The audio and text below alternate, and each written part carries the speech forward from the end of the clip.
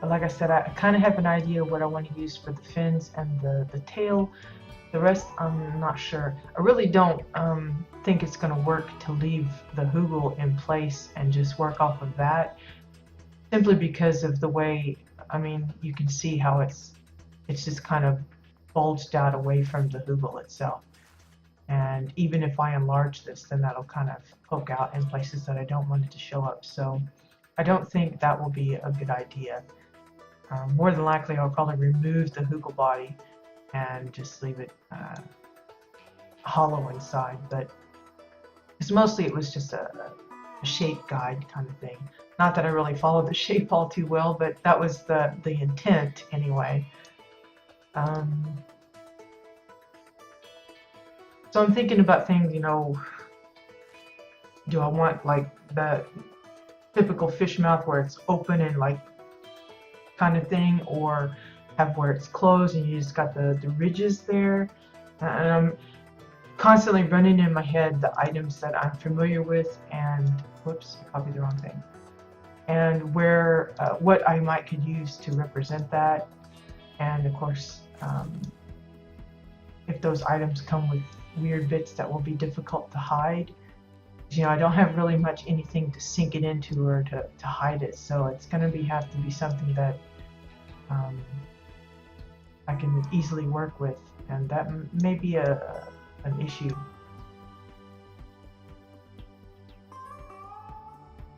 Visitors! Put on tents! Scared me, Homer. Gosh. I keep those things, the volumes on to alert me when they're ready, and I forget to turn them off during the stream, and so they just yip yap and startle me. My husband cracks up every time those things scare me because he just is easily amused by my fright.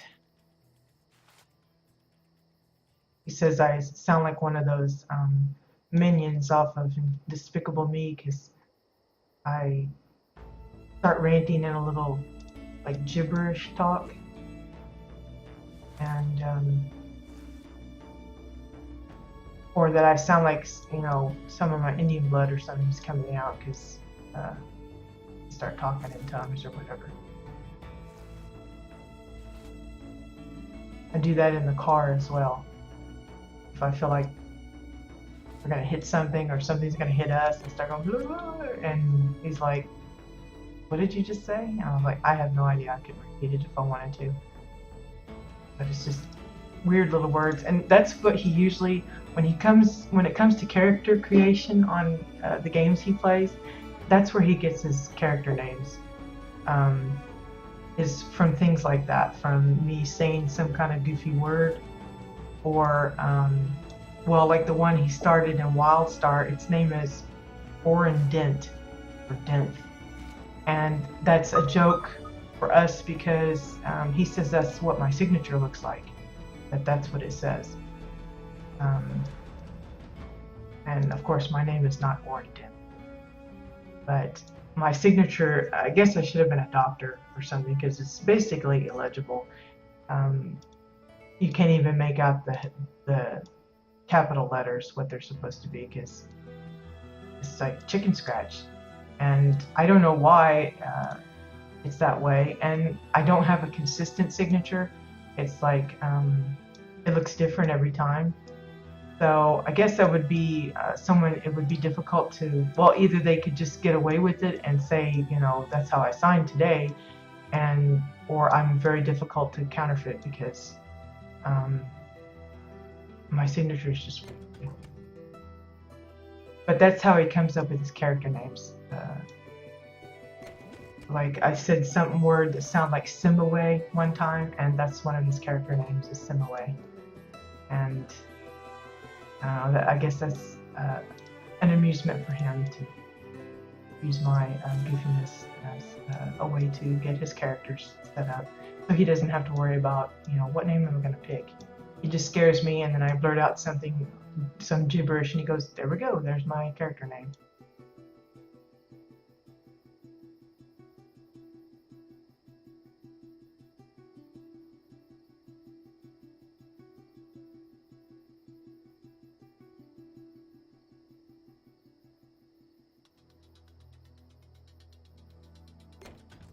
And you know, other people have little stories about how they come up with their character names. Some just do the random button, or you know, I know a few that just kind of break across the keyboard and whatever happens, happens. Um, for me, I like to put a little extra thought into the name. Um, it's not like I'm a role player or I'm a lore hound or anything, but I do kind of take those bits of information that are provided through those avenues. I take it into consideration when I'm setting up a name for a new character. You know, it's not like I feel like, oh no, I broke a naming rule or anything, but you know, I try to keep it sensible. And I don't go for the cutesy, you know, puns and stuff that I've seen others do, especially if they're naming their guild or something.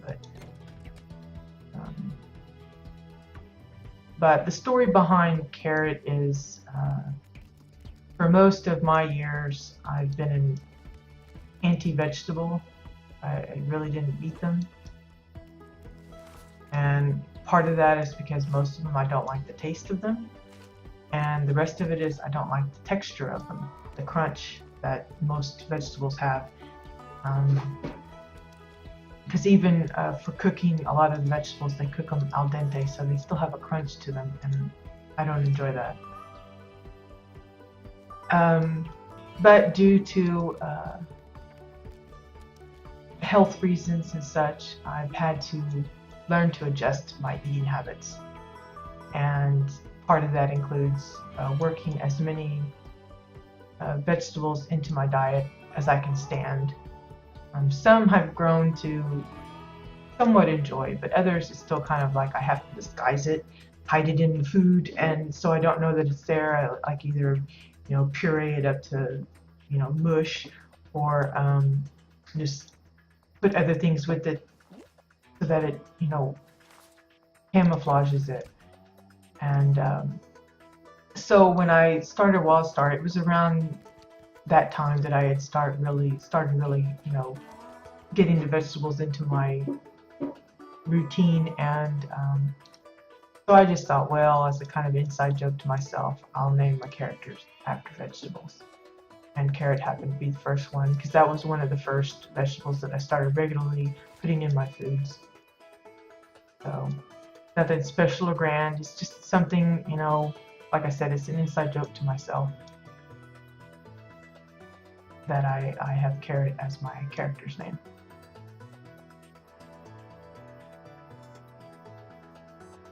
And of course I didn't want the carrot to be just the usual spelling of the word carrot, so I kind of looked for like phonetic spellings and stuff and put something together along those lines.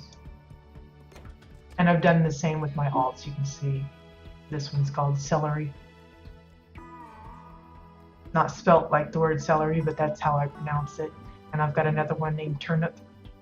And of course it's not spelt like the word turnip, but it's, you know, it's pronounced that way. So my guildmates are amused by that. They think I'm goofy anyway, I think, but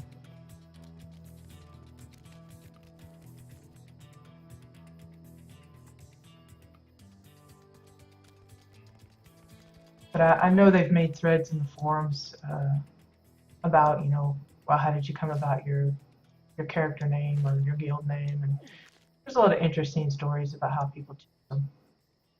Some of them really put a lot of thought into it, and it's interesting to see their process on that.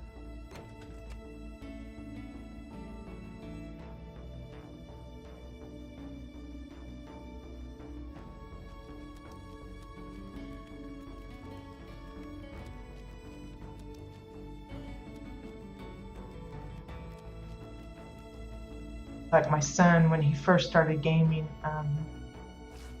he would have things like Mega Dwarf and Uber this and Awesome that, and you know, at his age, we were like, well, you know, kind of expected they're going to name it like that. But as he got older, he started realizing that that was kind of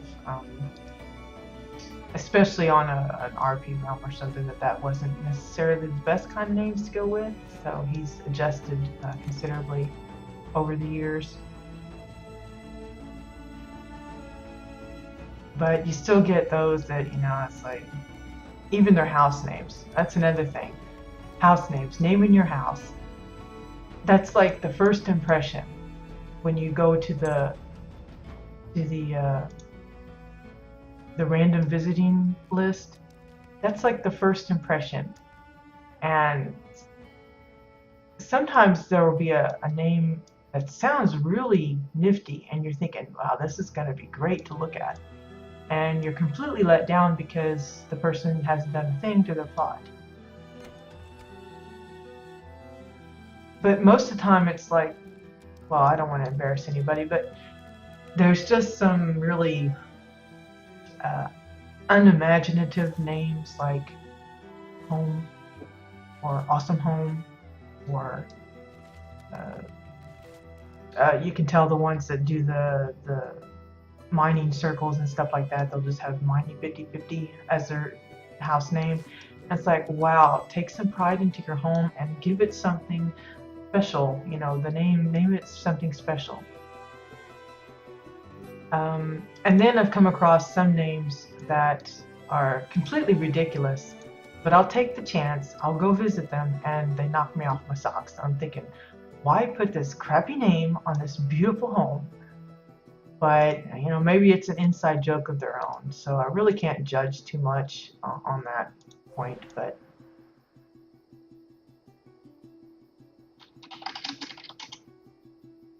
it's just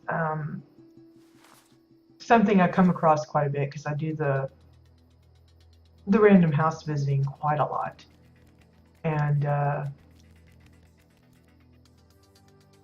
just something you wonder about when you come across a home and how they decided to go with the name and if it actually suits the theme, or does the home justice, you know, because you know, I know they say don't judge a book by its cover, but that's one of the first things that draws you to a book. You know, either it's brightly colored or maybe the picture looks pretty cool or something. And that's what gets you just to take a second look at it. And then you read the little excerpt on the back or on the inside leaf, and that, you know, urges you to go even further and just get the book and read the whole thing. So when you go to name your home, that there is the cover, and if you either neglect it or you go silly with it,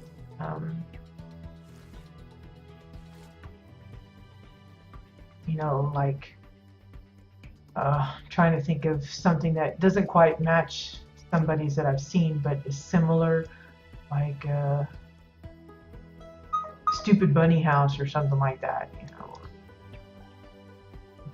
My mom hates pancakes. I mean, who would name their house that?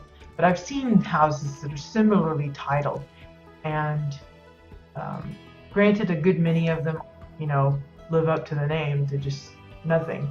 But there are a few that you're thinking, why would you call this that? Give it something else, and then that will draw people to your home, and they'll be delighted once they get there. But, you know, I guess it's just, it's probably just me, but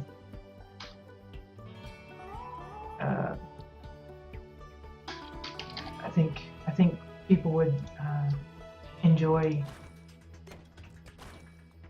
you know, seeing a name and then having it actually match what they find on the plot. It would make, I think it would ease a lot of the pains and agony of using the random visiting tool. Okay, so I think we're about at the point where I'm going to have to start shaping out the front of the fish. I don't want to continue bringing this all the way around. So I'm going to just kind of start placing a few. I want this to fill up right here, this little triangle area.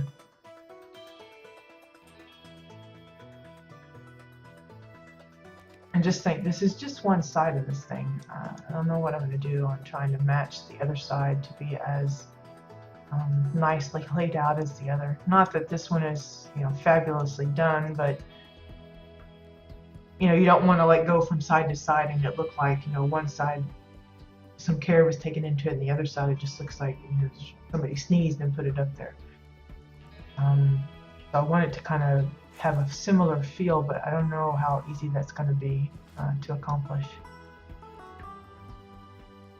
I'm going to do my best, but I have my concerns. So let's see.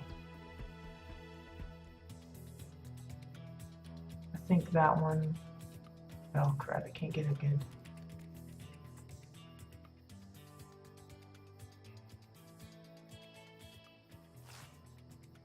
That one there, and then I'm gonna lift this one up to better match the spacing here.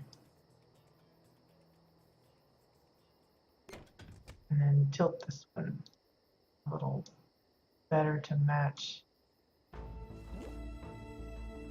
Oh, if I can get it to turn, maybe. I'm trying to, maybe I'll go up the stairs. I'm trying to kind of blend the two parts of where I want it to end up and where it's coming in. So I'm trying to adjust this one piece. It may take a few to get it to work right, but I think that's kind of where I want. So it blends together.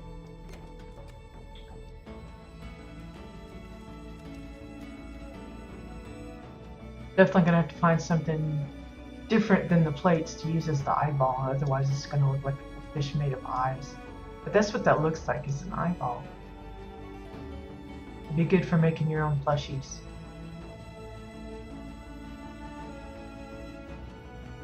Add your own stitches with something and make a giant plushie of your own. So there's an idea for somebody. I challenge you to make a plushie.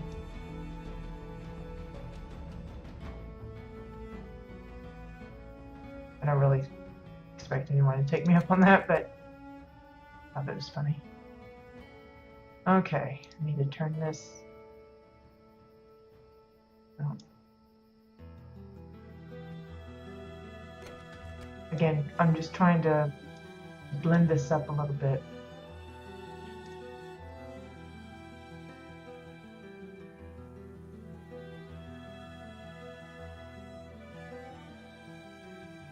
Giving it a little bit of shape and defining where the end of these scales happens.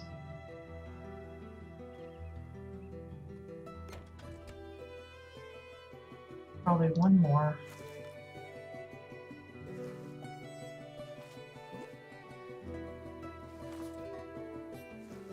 And kind of tuck it in a little bit. And turn it slightly.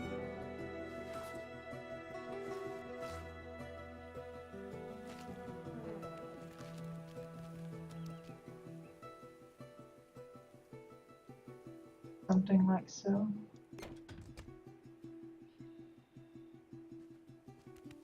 Maybe a little more curvy.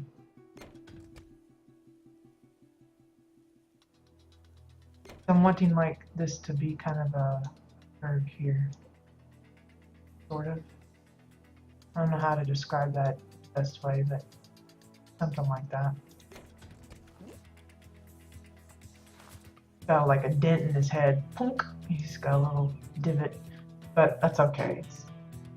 I could eventually raise that up and bring his little divot out, but then maybe I want that little bit of contour just to give it a little different definition.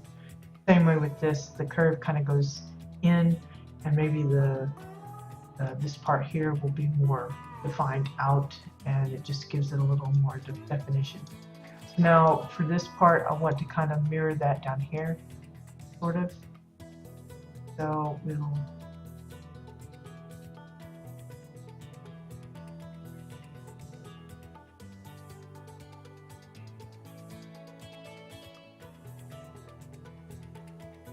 gonna turn and also this way. Again, we're wanting it to kind of follow the contour of the hugel underneath there.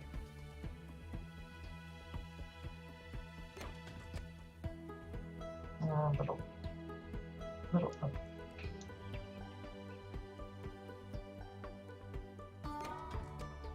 I'm mostly just looking at the positioning there between the two other eyes.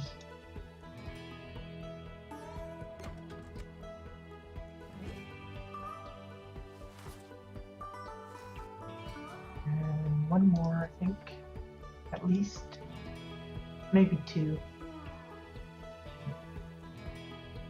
Again, we're gonna bring it down and then we're gonna lower it. And this way too. Maybe not so much this way. And that will go more here.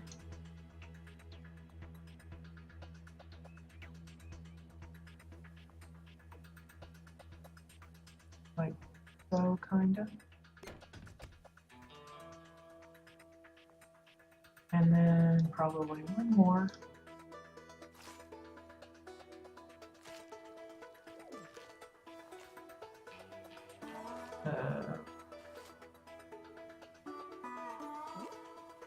Like so.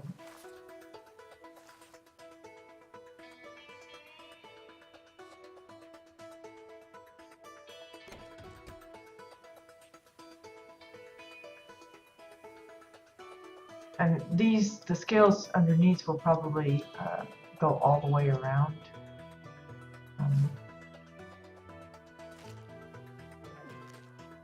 Yeah, starting to see that, you know, the head's going to be different, different material of some kind. I haven't decided what yet. Not really sure. So now I'm going to try and replicate in some form or fashion, loosely probably, this on this side. I'm gonna move the stairs out of the way and we're going to start with the little pointy tail part. And kind of flipping.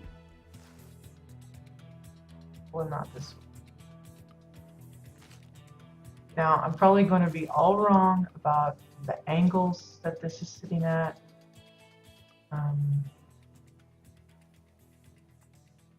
Because I'm not matching, you know, I'm not going to check what, I'm just eyeballing it, generally speaking. Because while the fish are pretty much mirrored, you know, there's going to be some differences, I guess. I'm going to say that there are and just leave it at that.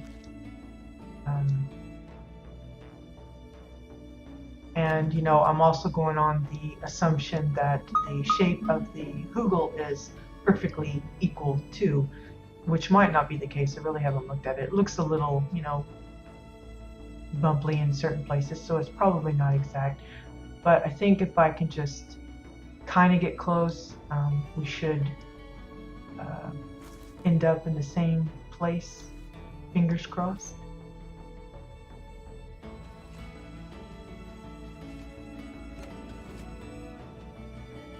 So there's the butt. That would be where the tail is, and you know there will be some other way of joining it together and having it out here somewhere. Getting out the rear end, but this is how we're going to start because that's how we started with this one. And then we're just going to start adding in the layer. And going to try my best to follow it. At the beginning it's going to be easy because you know it's like 1 and then 2 and then 3 and you just add 1 each time. But there will be a point that I will have to kind of wing it. Probably won't look exactly like the one previous. I'm going to try and get it about the same. Now what I could check to help out a little bit is like some of the height measurements. That was at 588, so it's close.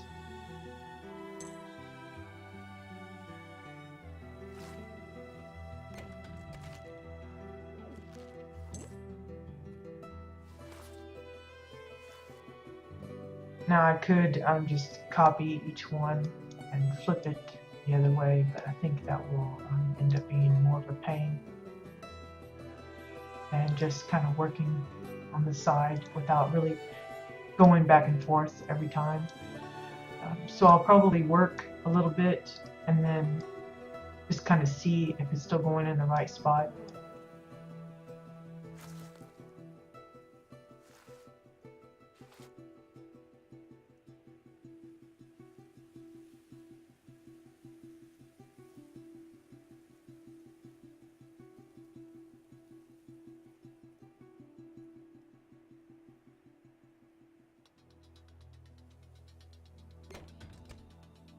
Like here, this is actually overlapped pretty good by these, but these don't appear to be doing that very well. So just gonna adjust a bit to make sure that that layered effect is still included on this side, just like it is on the other. There you have the 2, and then we're gonna go to the 3. Now I need to. Yeah, we're sitting at about, let's see, 140 items.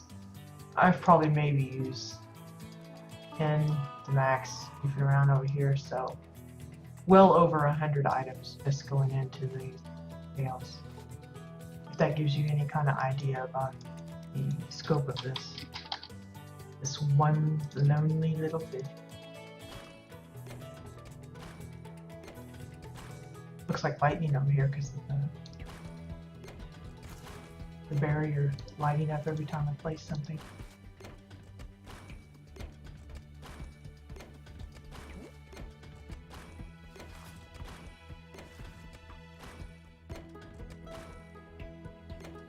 I'm probably only going to be on for another half hour or so. For one, I like to keep my I know some people prefer really long streams, but I don't want to get in the habit of that because then people will expect it. I prefer to just keep it between 1 and 2, 3, 1 to 2 hours generally. I've had a few go beyond like 3, but not on a regular occasion. Partly so that I don't overwork my throat, because I do try to keep up a constant chain of talking about this and that. Not always specifically to do with housing, but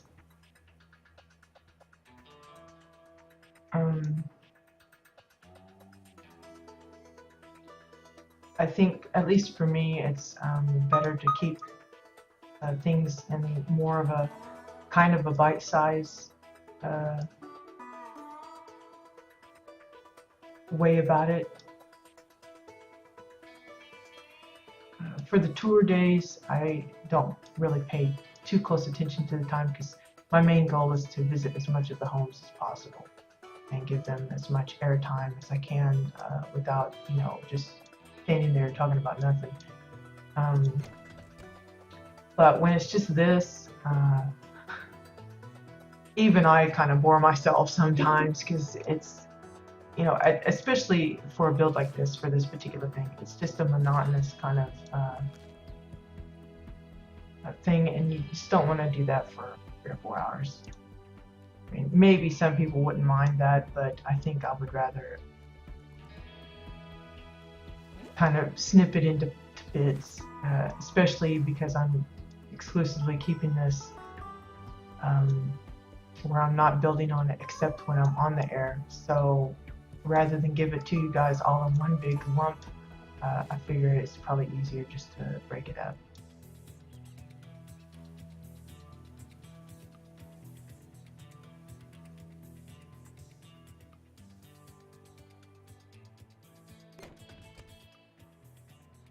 But so yeah, probably in about half an hour we'll be closing up shop here.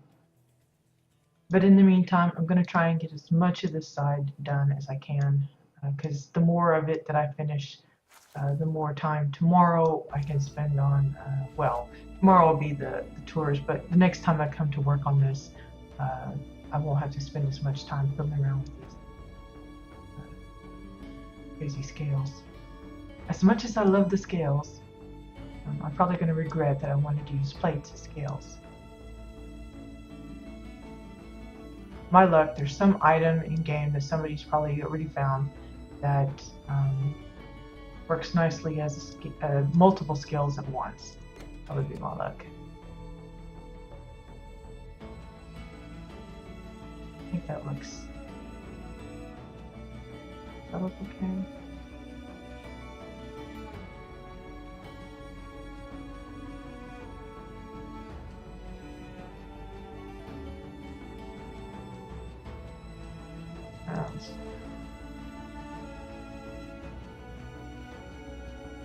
I guess we'll just leave that like that. I'm not sure about that one being underneath both of those, but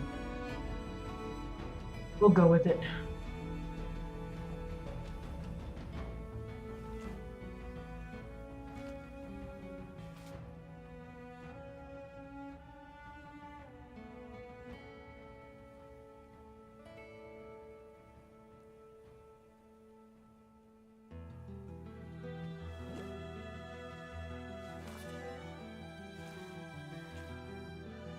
Tried getting my dad to try out WildStar when I first got into it myself.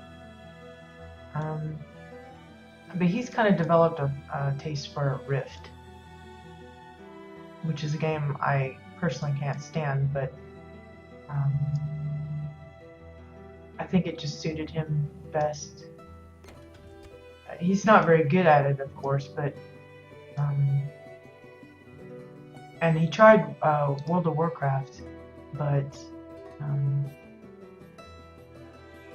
that too, I think the expanse of it and the controls and freedom, a lot of the WildStar and WoW gives in comparison to Rift, at least from my limited experience with that game, is pretty big. So he prefers Rift because,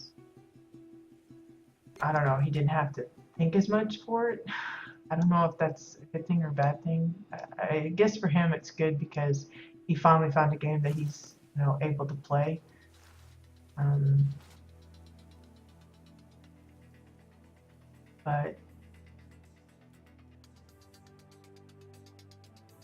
of course I've gotten my husband to start playing WildStar again.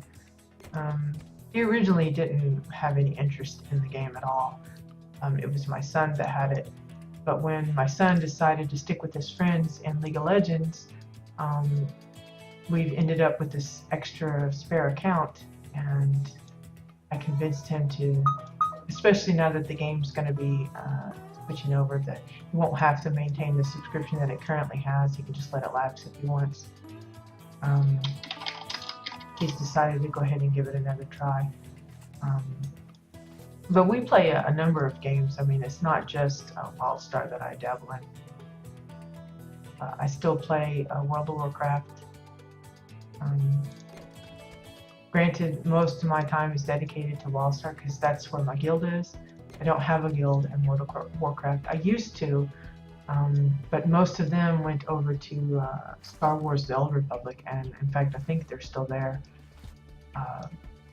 They had offered that I come with them, of course, but I just didn't have an interest of moving into a new game at that time. So I pretty much lost touch with them, and of course the language barrier wasn't another thing that led me to that, because they're all like Czech and Slovakian, and in fact that was the guild I was in. It was a Czech guild, and the reason that happened was because when I raided with them, well, I was part of a raiding community there, and so was their guild, and I would act as a fill-in for them because they didn't have enough people on their own to support their raiding.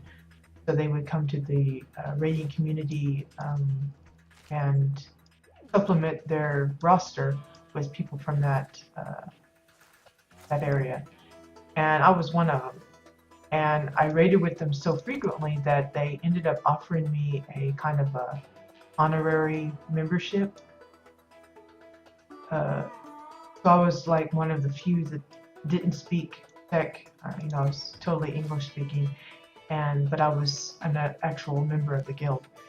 When it came time that they moved on to Star Wars: The Old Republic, they ended up leaving me in charge. So I was guild master for that guild for quite a few months. Well, actually, I think it was over a year or so. Maybe even longer. I don't know. I've forgotten. Don't really keep track of that stuff, but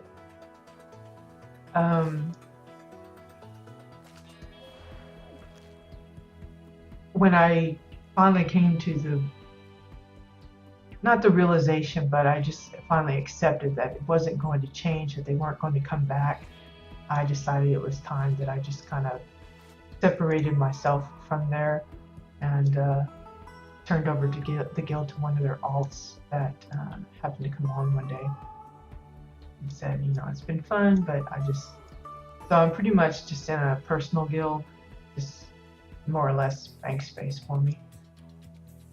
So I really don't have any extra motivation to go to World of Warcraft right now, other than doing a few pet battle dailies or something like that, which doesn't really interest me at the moment.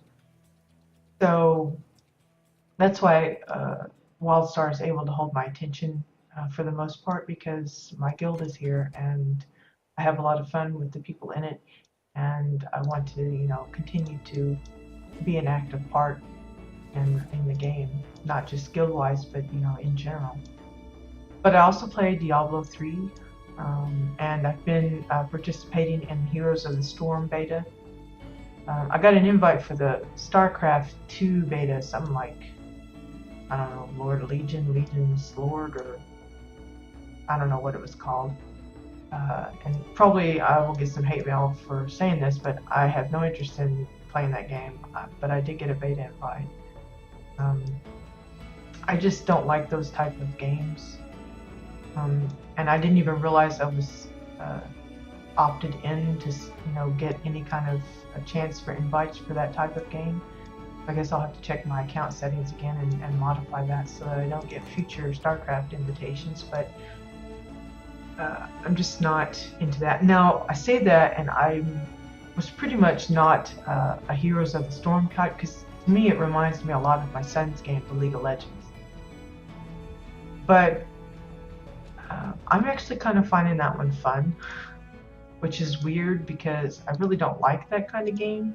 But my husband and I both have a beta access to it, and we'll just do like 2 or 3 matches every day. So it's just a small bite into the game, but I don't know, maybe that's why we're enjoying it, because it's not like we're spending hours and hours tinkering around in it and constantly grinding the experience and everything up. And of course, part of it is the motivation that supposedly if you reach level 20 you get a mount for World of Warcraft. So we've been working on that with that in mind, but because I've been doing it, I've actually discovered that I kind of enjoy the game. So, it's not just I'm just a WildStar fanboy kind of thing. I do promote the game, and for the most part, I think it's a great game and it's going in the right directions. But it's not like it's the only thing I play. I do have other interests, and of course, it's not just gaming that I do when I'm not online. I read a lot. In fact, I just got a book over the weekend, a Kuntz book. I'm a Kuntz fan. I love his humor and stuff. So, let's see, that needs to be up.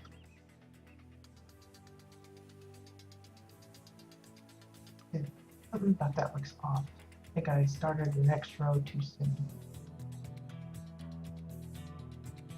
I blame it on my gabbing. But I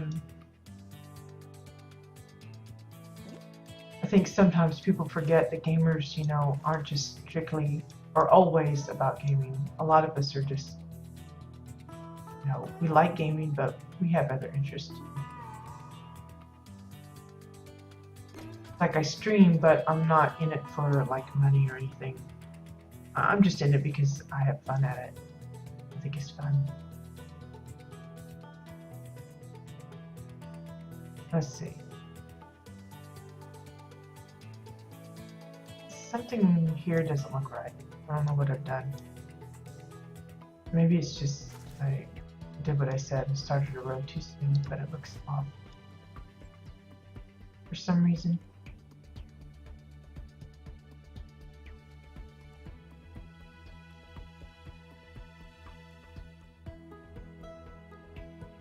Seems to be going fairly smooth though.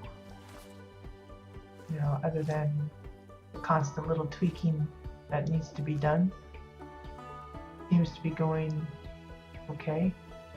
Maybe that's because I spent so much time working on the first side that, you know, I kind of got the hang of it, but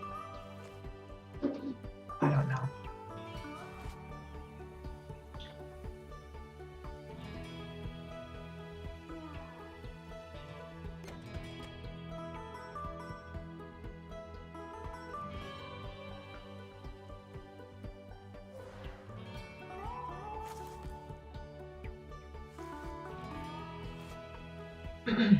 I'm kind of thinking about what I want for lunch.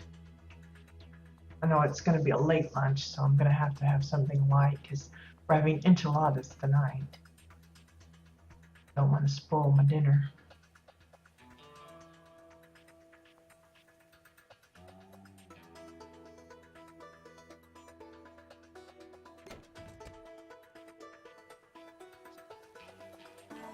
Yeah, I'm not sure that's quite going the same. I'm going to start checking the heights on things. Like 558, and this one is 588, and this one is 16.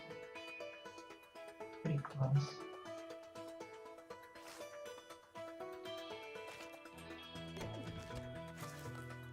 And that one is 73, 647.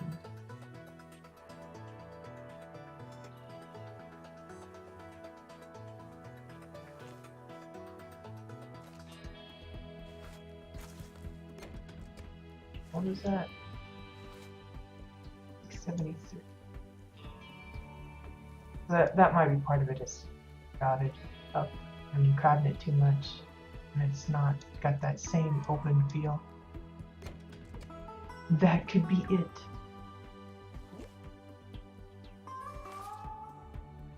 $696.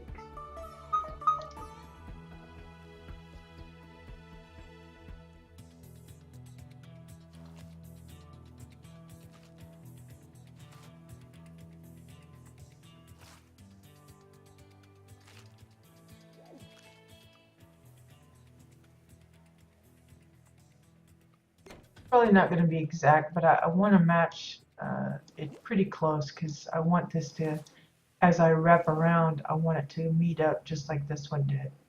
And I'm trying to keep it pretty uniform. Like I said, it's not going to be exact, and I'm probably going to have to finagle it a little bit as I go, but I'm trying my best to kind of keep it close. Because the closer I keep it, the less I'm going to have to tweak it as we get closer and closer to the other bits. And I'll save myself some heartache there.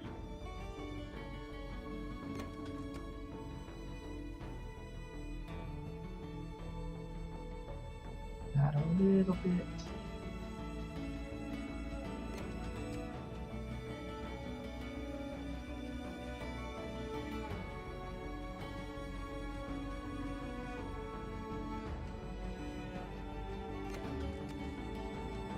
Just looking at how this one's like got a huge gap compared to everything else.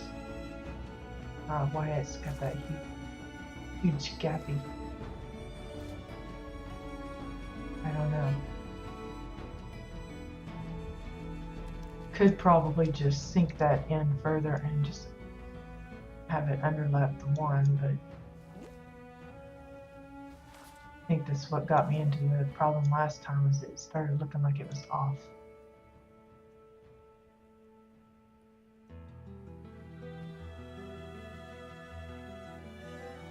Bring it all the way out to cover the top is just a gap.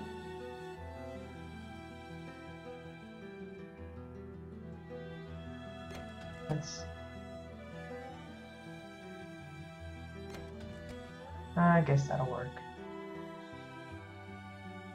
Maybe a little more there. Yeah, that seems better now that I set that. It doesn't work that way. Vince asking why don't I just link the one side and copy it to the other side. From my experience, it's never worked well.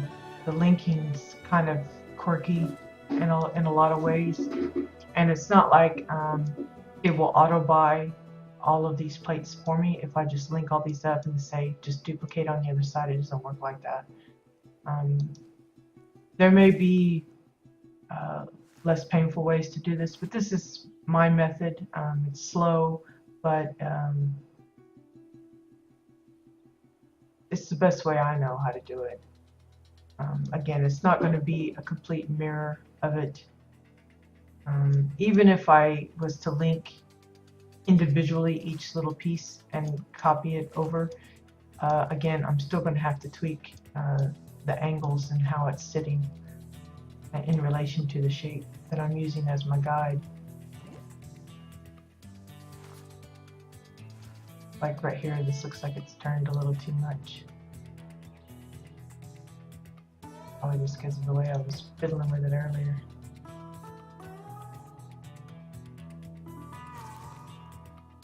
Yeah, as much as that sounds like a nice thing, as far as I know, there's no way to do that where you just copy the whole lot and then say paste, and it will only copy the single item that you've selected. Even if it's linked to other objects, it doesn't copy the entire linked set, from my knowledge anyway. Like, let's just, for example, I'll link those two together here. So, no, use this one as the parent. So these two are together, for example. So if I would say, for instance, if I linked these two together,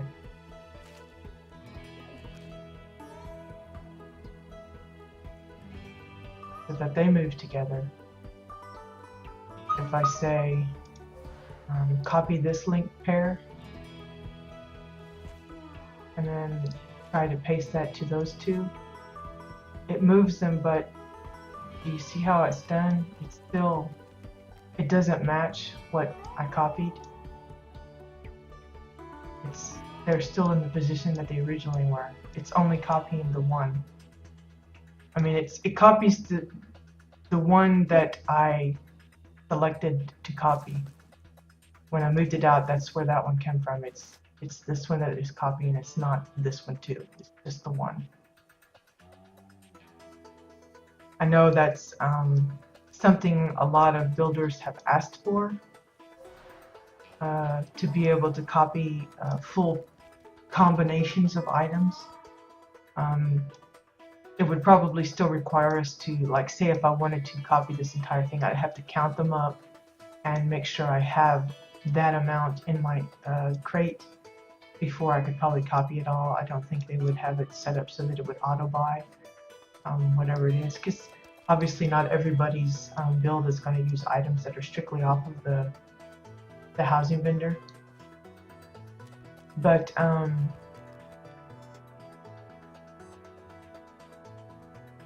it's something that people have requested to make it easier, especially like because here I'm dealing with a lot of different curving on various axes. But like, say you've got a fence that you want to put in, it's, while the copy and paste makes it a little easier, it would be great if you just had a copy paste function that worked where you didn't have to constantly go to your housing purchase tab or your crate tab and pull the item out or select it or whatever. You just, you know, did it all along and just kind of boop, boop, boop, boop, boop, real quickly. But it's just not a feature right now. So while that would be fantastic, it's not possible.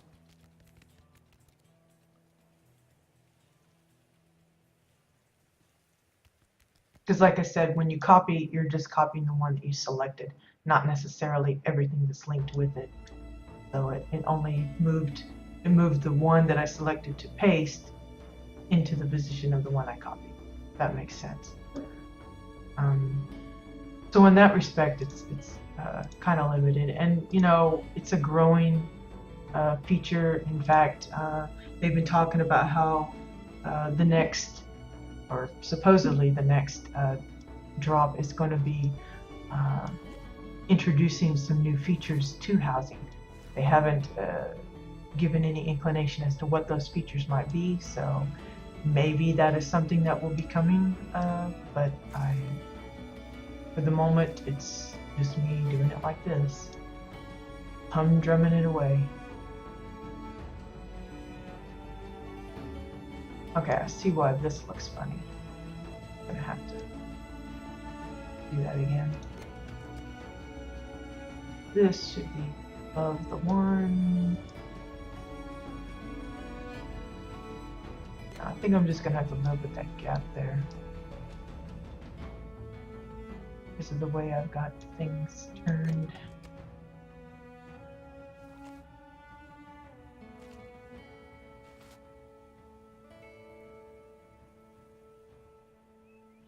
Yeah, it's like somebody in the chat is asking, does the mailbox not work anymore on your own plot? And a lot of that has to do if they're in edit mode. Some things become dysfunctional. Not always, but sometimes, and you have to go make sure you're out of edit mode. Sometimes you have to reload your UI to get it to work properly. Sometimes you have to leave your plot and come back. It's just little,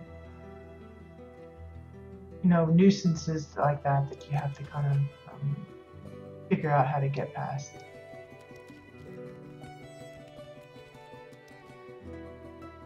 Yeah, I think that'll work okay.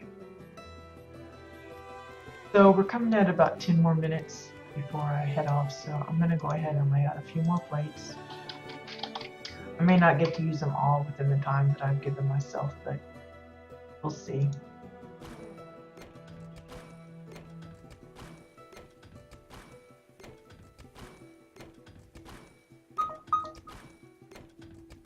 It's just my phone telling me I need to put some juice in it.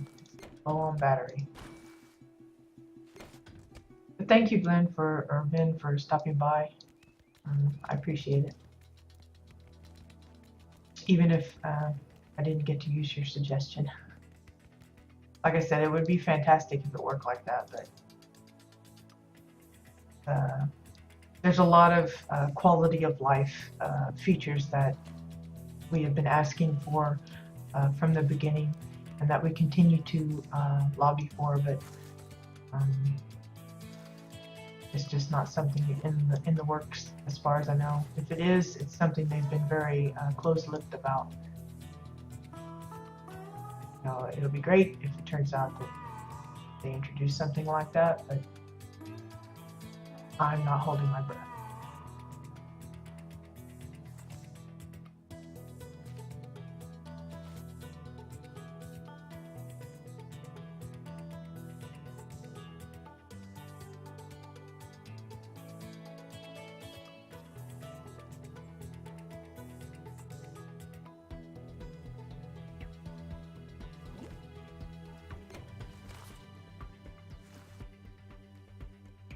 Okay, so we were at the 957 one. Let's see. Let me see.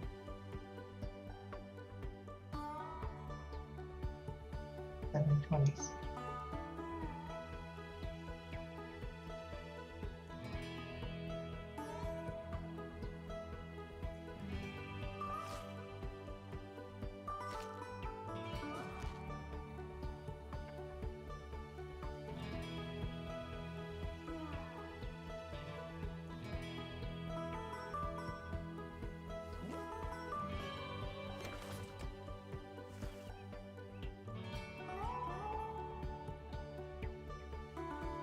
Something along those lines. I think it needs to be more like here.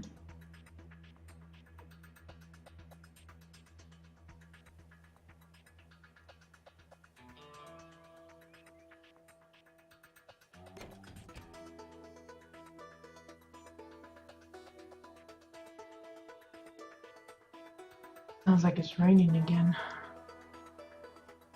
I know my son was disappointed when he went to head to school this morning because it was all rainy.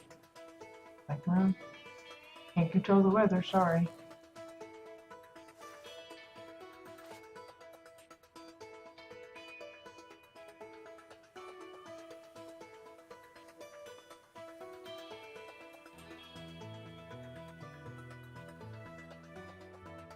Again, this is kind of a time-consuming bit, and mostly that's just because I put it onto myself that I want scales for fish.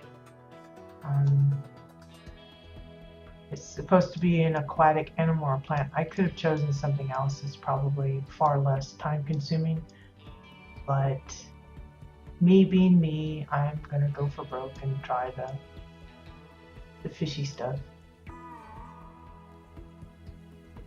You know, there's probably fish out there that don't even have scales, maybe, that I could get away with just using some kind of weird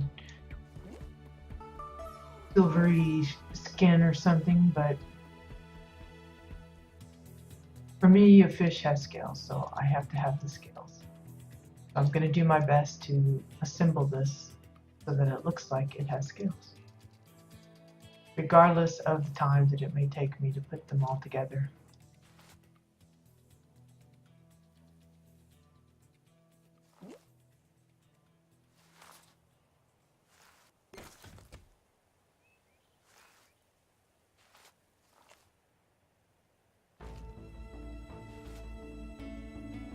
And like I said, I'll probably do another row of scales going in. I'm going to do something different for the spine area where the fins and stuff would be located. I'm not sure what I will use for that, but something a little different, just to give it some different definition of parts. Oh, wait. Still got one down here.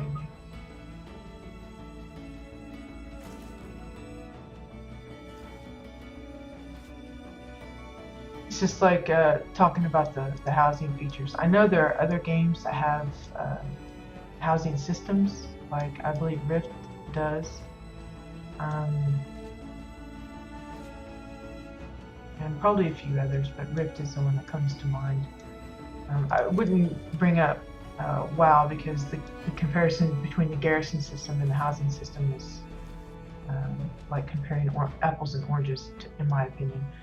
But as far as like Rift housing, I think it's comparable. And since I haven't really played that game, I'm only going by what I've seen. It seems a pretty robust system as well. They have what they call dimensions rather than plots. And probably if I could get past the ugliness of the game itself, for me, in my opinion, then I might have gotten sucked into their version of housing as well. But I just don't like the game itself, so I never got that far.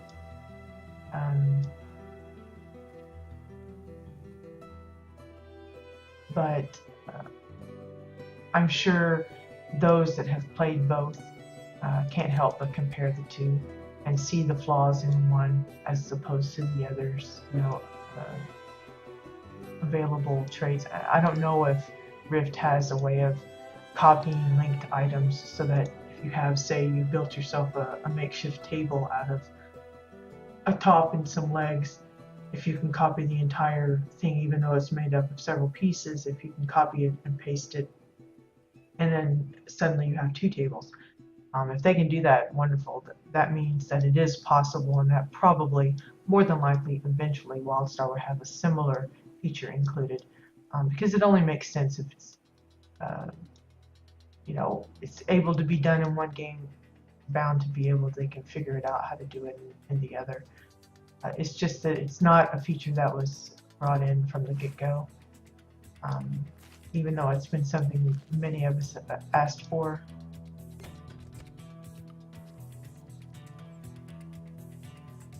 So, as with other games, it has its drawbacks currently. Like, before there was a lot of people that fussed about the plugins,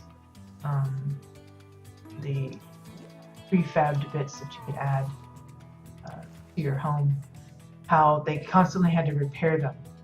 I don't want to have to repair. Can I set it up so that I just have to pay once a month or whatever? Because I think at the time it was you had to pay every week. Otherwise, it went into disrepair and it didn't function anymore like it was. Well, finally Carbine changed it, but they've changed it so that most of them don't require repairs at all, meaning they never break. So now we got people arguing about how they don't want that. They want some plugs, especially role players and those that are really specific about their plot theme. They want certain things to be disabled because they don't, like, say for a biome plot, it comes with the portal to that zone. A lot of us let those biome plots lapse into disrepair so that that glowing, obnoxious portal thing didn't show up. Now we can't get rid of it. That's one of the reasons why a lot of the issues where you couldn't customize certain types of plugs because maybe they were challenge related or whatever, and you can't rotate them. If you put it in this one here, even if you put it over here, it's always the rock is in the same position. You can't turn it so it's facing that way or this way. Same with your house, and that's part of the reason why I've quit using plugs. I've got one here with this alt plot, but on my main I don't use plugs generally speaking, because there's just extra limitations that come into play when you use them, and I tend to try to make my life a little easier by not using them at all. So now there's a big lobby of people saying, please make it so that we can choose to have the plug become broken, when for so long they were like, I don't want to have to repair it all the time. Well, Carbine just went to the other end of the spectrum and said, okay, now you don't have to repair it at all, but there's still, it's still not quite the way we want it. We want the option to either or. And whether they'll decide to take us up on that, I don't know. But there's an entire thread of like player requested features and decorations that they want to see added that I help maintain, and hopefully most will eventually be incorporated at some point. But it's just one of those things that, you just kind of have to. I think the spacing here is a little off.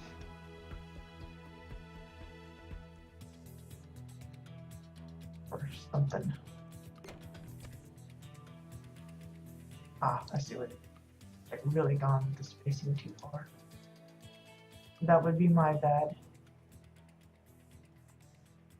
I know on one, I don't know if it was I know it wasn't a dev speak, but it was some kind of a live stream that they did where they were talking about decor, and they said that the idea is that eventually every prop that's in the game that their designers actually use to set up the worlds themselves, that eventually every prop will be available as decor for the players.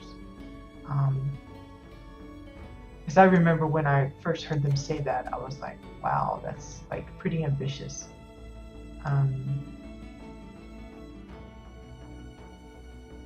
But